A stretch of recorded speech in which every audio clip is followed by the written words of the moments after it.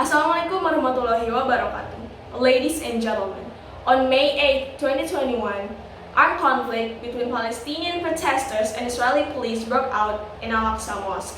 The action was carried out of the defiance of the expulsion of people in Palestine in Sheikh Jarrah, Jerusalem.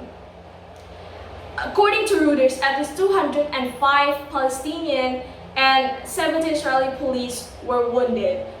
This is not the first and not going to be the last armed conflict happening between these two countries, because the main issue has not solved yet. People say that the Israelis need to move out because it's not their land or whatsoever, but this is not that simple. So in this occasion, I would like to share my perspective on the best way to solve this issue, which is two-state solutions. I have three layers of analysis. First is the history of Israel and Palestine. Second is why two-state solution is most likely to happen. And third is how two-state solution is going to stop this once and for all. Firstly, about the history of Israel in Palestine. Britain was the one responsible for this, ladies and gentlemen. How? Because Britain was the one ordered the Jewish settlers, as they were the refugees of the Nazi genocide in 1948 after the World War II.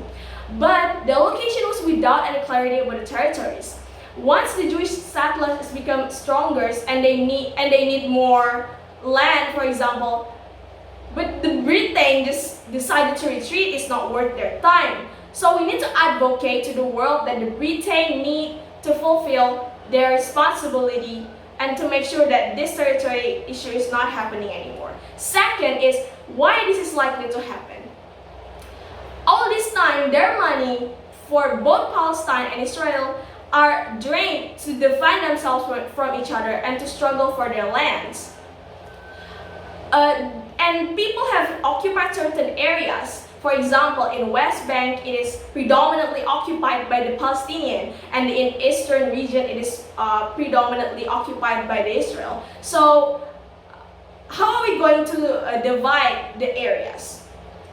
As I said before, the dominantly people living in East region is Israeli, so it is belong to Israel, and in West Bank it is dominantly from the Palestinian people, so it is belong to Palestine. So it's going to be like that for the area. But the biggest question is, how are we going to divide the Jerusalem, the Holy Land of both countries? The answer is we're not going to divide it at all. We are going to make it a neutral area, as at the end of the day, the mosque for the Muslim and the Wailing Walls for the Jewish is located in different areas, right? So people can come and go, but only to where they want to worship.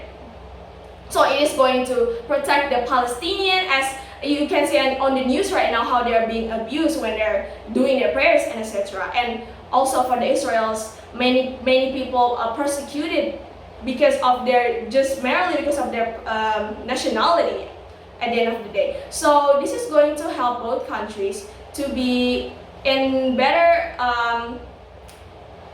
situation at the end of the day. And third is how this is going to solve the issue once and for all. You might ask about why the Israel will not invade anymore at the end of the day. So the reason for that is because there's no country in the world that supports colonization and invasion, ladies and gentlemen.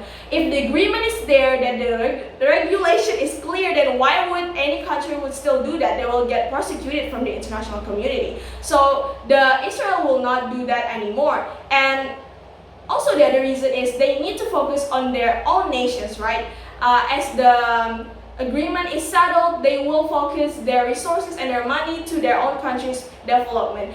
And for the Palestine, it will help them to get more aid from the international community, as blockades is happening right now from the Israelis that makes the Palestine is really struggling. They couldn't get the aid from the international community. And for the Israel themselves, they will get more investors and visitors because the sentiment of the religion is not there anymore. For example, Indonesia is the majority of Muslim country. Of course, we couldn't get any agreement with Israel, or we will be prosecuted, right, because of the religious stuff. But once the two-state solution is settled, we can have the agreement with more substantial, without any sentiment towards the religion. So at the end of the day, this will help both countries. So in my perspective, those three reasons is very important and very justifiable to make two-state solution happen. First is the history itself. We need to advocate for the Israel and Palestine, that the British, the one who is responsible for this, needs to settle this once and for all. And second is this is likely to happen because both countries, it's just not beneficial anymore for them to be in this conflict for this long, right? They need to focus on themselves. And third is this is going to protect both countries. Israel will get more investors, will get more visitors, and the Palestine will get more aid from the international community. It will help them to be on their feet again. At the end of the day, the abuse of the Palestinian people, the people that lose their lives, lose their homes, will not happen anymore when they are already divided to two different nations at the end of the day. So, that's all from me. Thank you for listening. Wassalamualaikum warahmatullahi wabarakatuh.